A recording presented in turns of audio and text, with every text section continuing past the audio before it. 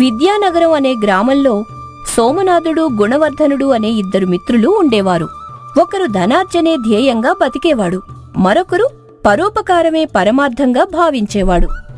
ఒకరోజు వారు వింత మూలికల కోసం దట్టమైన గంధర్వ అరణ్యంలోకి ప్రవేశించారు.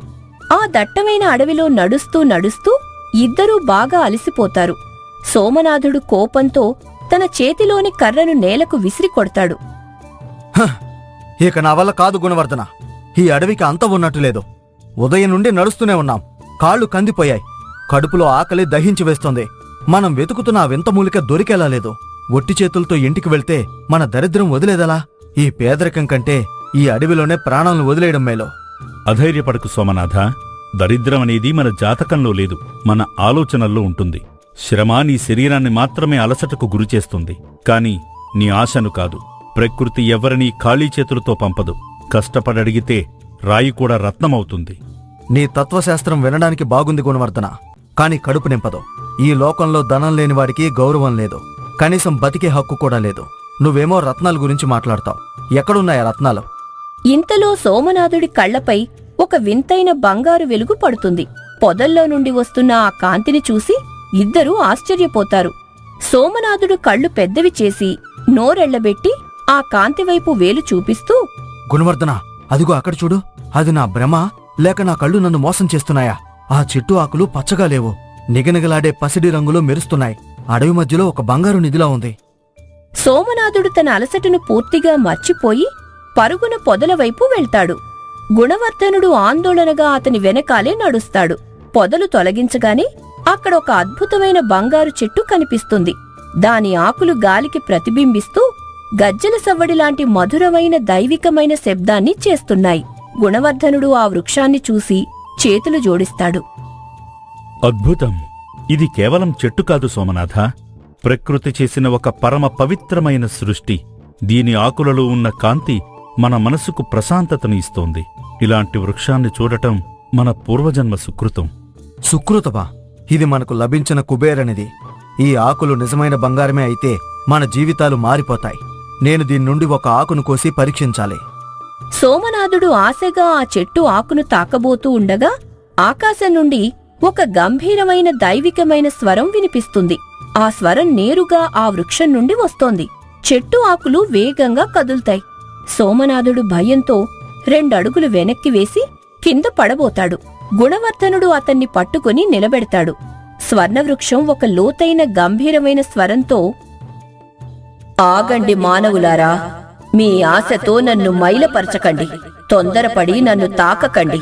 నేను కేవలం ఒక వృక్షాన్ని కాను, లోక కళ్యాణం కోసం ఈ అరణ్యంలో వెలసిన స్వర్ణవృక్షాన్ని.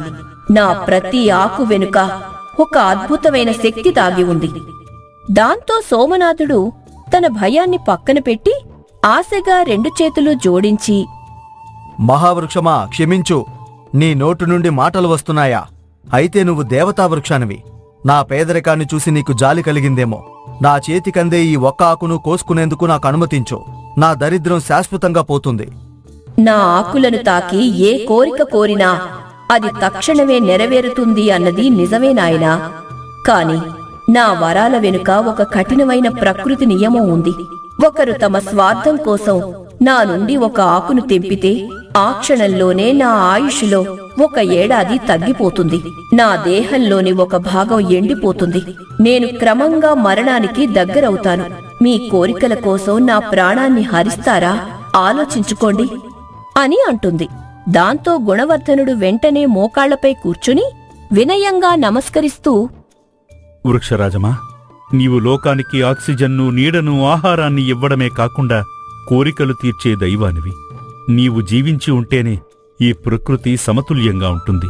కేవలం మా స్వార్థం కోసం, ఈ నశించిపోయే సంపద కోసం నీ ప్రాణాన్ని హరించడం పరమ పాపం. మాకు నీ బంగారు ఆకులు వద్దు, నీ చల్లని నీడ, నీ పవిత్రమైన ఆశీస్సులు చాలు. ఆ మాటలకు వెంటనే సోమనాథుడు గుణవర్ధనుడిని కోపంగా పక్కకు లాగుతూ, పిచ్చివాడా, నీ త్యాగబుద్ధి తగలయ్యా. ఇలాంటి సువర్ణావకాశం మానవ జీవితంలో ఒక్కసారే వస్తుంది. ఈ చెట్టుకు వేల సంఖ్యలో ఆకులు ఉన్నాయి. ఎటు చూసినా పసిడి కాంతే కనిపిస్తుంది. 1 ఏడాది ఆయుష్ తగ్గితే ఈ వృక్షానికొచ్చే నష్టమేముంటుంది? ఇది కొన్ని వందలేళ్లు బతుకుతుంది.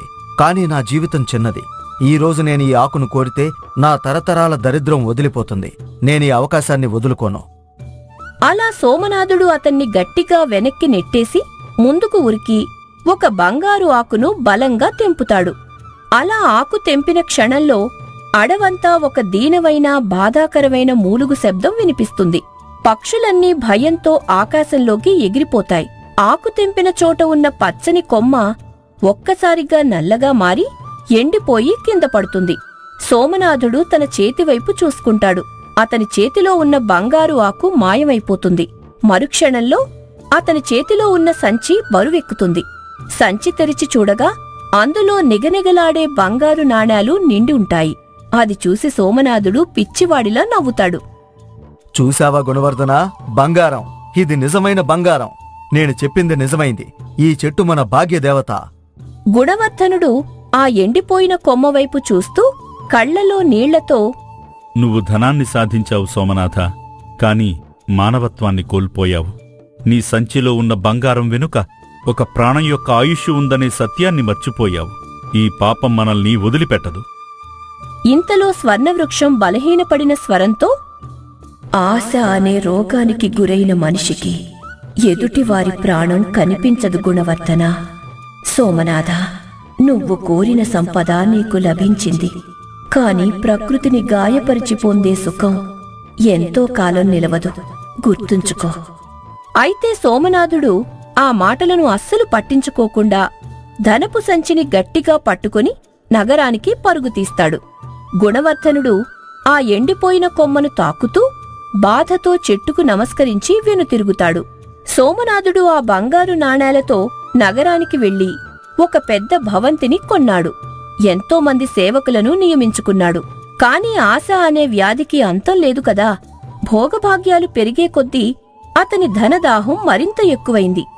కొన్ని నెలలు గడిచేసరికి సంపాదించిన ధనం చాల్లేదు అనిపించింది. దాంతో అతను మళ్లీ అడవికి బయలుదేరాడు. కాని ఈసారి గుణవర్ధనుడు అతన్ని ఆపడమే ధ్యేయంగా అతని వెంటే వచ్చాడు. అడవిలో స్వర్ణవృక్షం ఉన్న ప్రదేశం కొన్ని నెలల కిందట ఎంతో తేజస్సుతో వెలిగిపోయిన ఆ చెట్టు ఇప్పుడు కాస్త వాడిపోయి కనిపిస్తోంది. ఆకులు చాలా వరకు తగ్గిపోయాయి. కొమ్మలు కొన్ని ఎండిపోయున్నాయి. సోమనాథుడు ఎంతో గర్వంగా పట్టు వస్త్రాలు ధరించి అక్కడికి వస్తాడు. ఆహా, వృక్షరాజమా, మళ్ళీ వచ్చాను. నువ్విచ్చిన సంపదతో నేను నగరంలో ఒక పెద్ద మేడను కట్టాను. కాని నగరంలోని ఇతర వర్తకులు నన్ను చూసి ఈర్ష్యపడుతున్నారు. నాకు కేవలం ధనవంతుడుగా ఉంటే సరిపోదు. ఈ ప్రాంతానికే నేను రాజును కావాలి. నాకంటూ ఒక సైన్యం, ఒక చిన్న రాజ్యం కావాలి. అందుకే ఈసారి మరికొన్ని ఆకులు తెంపుకోవడానికొచ్చాను. గుణవర్ధనుడు సోమనాథుడి చేతిని గట్టిగా పట్టుకుని అడ్డుగా నిలబడుతూ, సోమనాథ, నీ ఆశకసలు హద్దులు లేవా? ఒక్కసారి కళ్ళు తెరిచి ఆ చెట్టువైపు చూడు. గతంలో నువ్వు చేసిన పనివల్ల ఈ పవిత్ర వృక్షం ఎంతలా క్షీణించిపోయిందో గమనించావా? దాని ఆకుల్లోని కాంతి మసగబారింది, కాండం బలహీనపడింది. నీ క్షణికమైన భోగాల కోసం, అహంకారం కోసం ఒక ప్రాణాన్ని నిలువునా బలిస్తావా? మిత్రద్రోహం కంటే ప్రకృతి ద్రోహం చాలా పెద్ద పాపం సోమనాథ. సోమనాథుడు గుణవర్ధనుడి చేతిని విసురుగా నెట్టేస్తూ కోపంతో కళ్ళెరజేసి, నా దారికి అడ్డురాకు గుణవర్ధన. ఈ లోకంలో పేదవాడిగా పుట్టడం ఎంత శాపమో, లభించిన అవకాశాన్ని వాడుకోకుండా మూర్ఖుడుగా మిగిలిపోవడం అంతకంటే పెద్ద శాపం. ఈ చెట్టు పుట్టిందే ఇతరుల కోరికలు తీర్చడానికి. దీనికి ఇంకా వందలాది ఆకులున్నాయి. నేను మరికొన్ని ఆకులు తెంపితే దీనికొచ్చే నష్టమేమీ లేదు. నా కలలు నెరవేరడమే నాకు ముఖ్యం. నువ్వు చూస్తున్నది కేవలం ఆకులను మాత్రమే సోమనాథ. కాని నేను చూస్తున్నది ఈ వృక్షం పడుతున్న వేదనను. ప్రకృతి మన అవసరాలను తీరుస్తుంది, కాని మన అత్యాశను కాదు. లభించిన దానితో తృప్తిపడటం నేర్చుకో. లేదంటే ఈ అతి ఆశే నిన్ను సర్వనాశనం చేస్తుంది. సరిపోదు, నాకు ఏదీ సరిపోదు. రాజునయ్యే అవకాశం ముందు నీ నీతులు నా చెవికి ఎక్కవో. అలా సోమనాథుడు గుణవర్ధనుడి మాటలను పూర్తిగా తృణీకరిస్తూ ముందుకు ఉరికి ఈసారి ఒకేసారి 4-5 బంగారు ఆకులను బలంగా తెంపేస్తాడు. ఆకులు తెంపిన మరుక్షణమే చెట్టు కాండం నుండి పెద్ద పగుళ్లు వస్తాయి. వృక్షం నుండి ఒక భయంకరమైన, తీవ్రమైన, వేదనాభరితమైన శబ్దం వినపడుతుంది.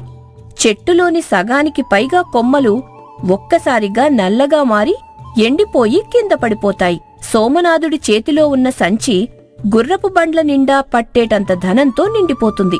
స్వర్ణవృక్షం ఎంతో బలహీనమైన వణుకుతున్న స్వరంతో, సోమనాథా, నీవు నా దేహాన్ని మాత్రమే కాదు, నా ఆత్మను కూడా గాయపరిచావు.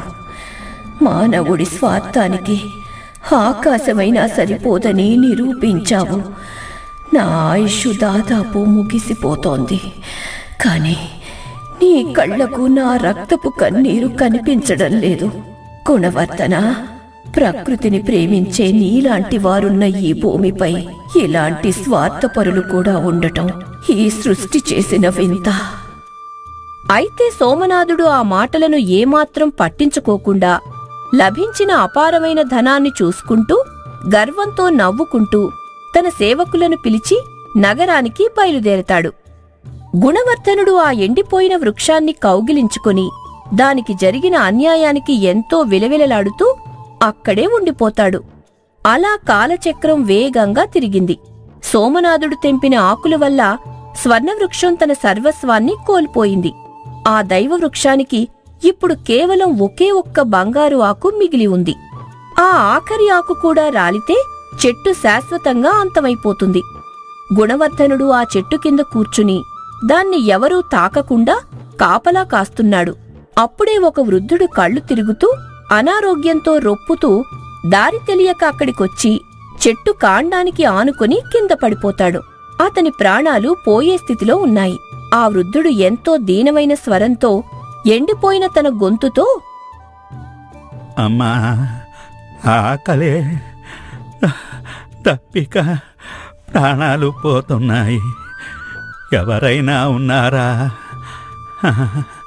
కొంచెం కొంచెం నీళ్ళిచ్చి నన్ను కాపాడండి. అయ్యా, కళ్ళు తెరవండి, ఇదిగో నీళ్లు తాగండి. ఏమైంది మీకు? అని తన పాత్రలోని ఆఖరి నీటి చుక్కలను వృద్ధుడి నోట్లో పోస్తాడు. కాని ఆ వృద్ధుడి రోగం తీవ్రంగా ఉండడం వల్ల అతను నీటిని కూడా మింగలేకపోతాడు. సరిగ్గా అదే సమయంలో సోమనాథుడు తన సైన్యంతో రాజపోగులతో ఎంతో అహంకారంగా అక్కడికొస్తాడు. అతని కళ్ళు నేరుగా ఆ చెట్టుకున్న ఆఖరి ఆకుపై పడతాయి. ఆహా, చివరి ఆకు! నా అదృష్టం బావుంది. ఇంకా ఇదిక్కడే ఉంది. ఈ ఆఖరి ఆకును కోసి ఈ భూమండలానికి అఖండ సామ్రాజ్యాధినేతనవుతాను. నన్ను అడ్డుకునే శక్తి ఎవరికీ లేదు. సోమనాథ, నీకింకా బుద్ధి రాలేదా? నీ కళ్లకు కేవలం ఆ బంగారమే కనిపిస్తోందా? ఇక్కడ చూడు, ఈ ముసలి తండ్రి ఆకలితో తీవ్రమైన వ్యాధితో కొట్టుమిట్టాడుతున్నాడు. నువ్వు అఖండ సామ్రాజ్యానికి రాజవ్వడం కంటే ఈ నిరుపేద ప్రాణం నిలపడం ముఖ్యం. దయచేసి వెనక్కి వెళ్ళు. పక్కకు తప్పుకో గుణవర్ధన. నాకు ఈ ముసలివాడితో పనేంటి? వీడు ఈరోజు కాకపోతే రేపైనా చస్తాడు. వీడి ప్రాణం వల్ల లోకానికొచ్చే లాభమేముంది? కాని నేను చక్రవర్తినైతే చరిత్రలో నిలిచిపోతాను. నా సామ్రాజ్యం ముందు ఈ ముసలివాడి ప్రాణం చాలా చిన్నది.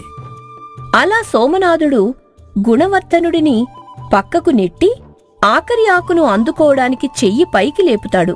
ఆ సమయంలో ఆ వృద్ధుడు గట్టిగా కెవ్వున కేకవేసి రక్తం కక్కుకుని స్పృహ కోల్పోతాడు. అది చూసిన గుణవర్ధనుడి గుండె తరుక్కుపోతుంది. అతను కన్నీళ్లతో చెట్టువైపు చూస్తాడు. మహావృక్షమా, నువ్వు సర్వస్వం కోల్పోయావు. నీ ఆయుష్ ముగిసిపోతుందని నాకు తెలుసు. కానీ ముసలి తండ్రి ప్రాణం నీ చేతుల్లోనే ఉంది. సోమనాథుడి అహంకారం కంటే ఒక జీవుడి ప్రాణాన్ని కాపాడటం మిన్నా. కాని నిన్ను ఆఖరిసారిగా త్యాగం చేయమని అడగటానికి నాకు నోరు రావడం లేదు వృక్షరాజమా. అయితే స్వర్ణవృక్షం ఆఖరిసారిగా మెరుస్తూ ఎంతో మధురమైన ప్రశాంతమైన దైవిక స్వరంతో, గుణవర్ధన, బాధపడకు. తోటి ప్రాణి కోసం, అవసరాన ఉన్న మనిషి కోసం త్యాగం చేయడం కంటే ఈ వృక్ష జన్మకు సార్థకత లేదు. నా దేహాన్ని దోచుకున్న ఆ సోమనాథుడి స్వార్థం ముందు నేను లొంగను. కాని పరోపకారం కోసం నా ఆఖరి ఆకును, నా ప్రాణాన్ని నేనే సంతోషంగా నీకు అర్పిస్తున్నాను. తీసుకో నాయనా. ఆ ఆఖరి బంగారు ఆకు దానంతటదే కొమ్మ నుండి విడిపోయి గాలిలో తేలుతూ వచ్చి గుణవర్ధనుడి అరిచేతిలో పడుతుంది. సోమనాథుడు ఆశ్చర్యంతో కోపంతో చూస్తూ ఉండిపోతాడు. గుణవర్ధనుడు ఆకు చేతిలోకి రాగానే కళ్ళు మూసుకుని, ఈ తండ్రి ప్రాణాలు నిలవాలి. ఇతని రోగం నయం కావాలి అని మనస్ఫూర్తిగా కోరుకుంటాడు. ఆ మరుక్షణమే ఆ బంగారు ఆకు కరిగిపోయి ఒక ప్రకాశవంతమైన అమృత బిందువుగా మారిపోతుంది.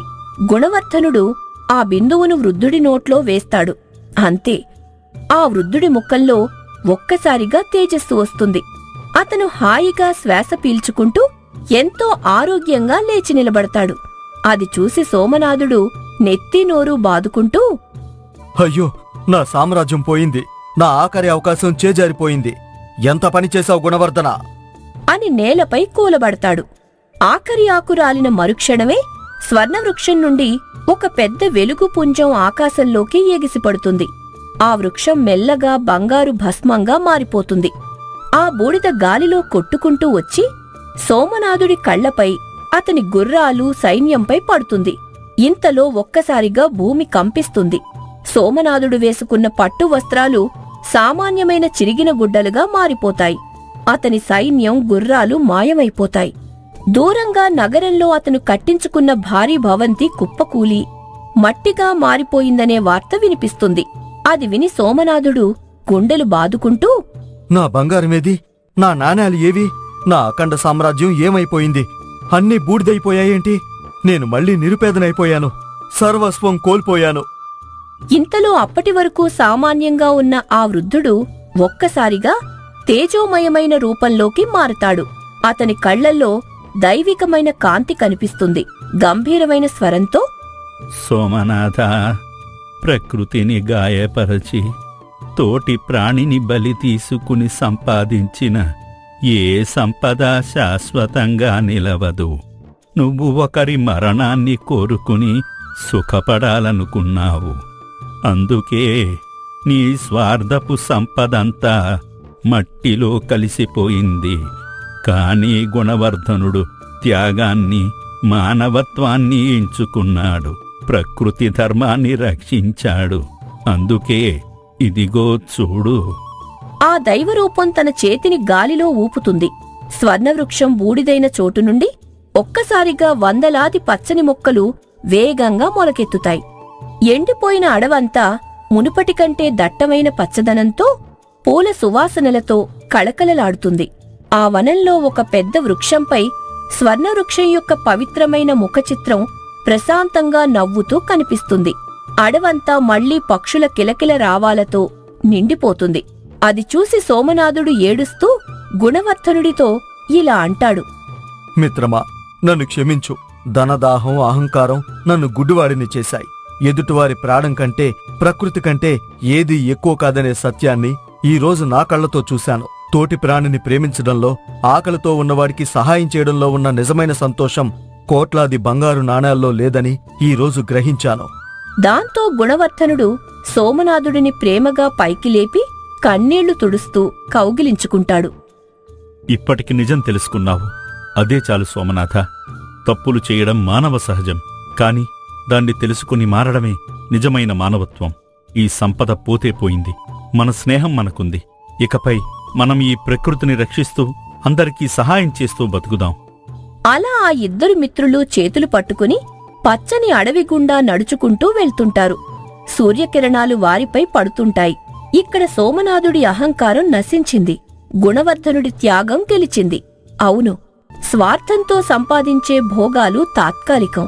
కాని త్యాగంతో, ప్రేమతో సంపాదించే మానవీయ విలువలు మాత్రమే శాశ్వతం.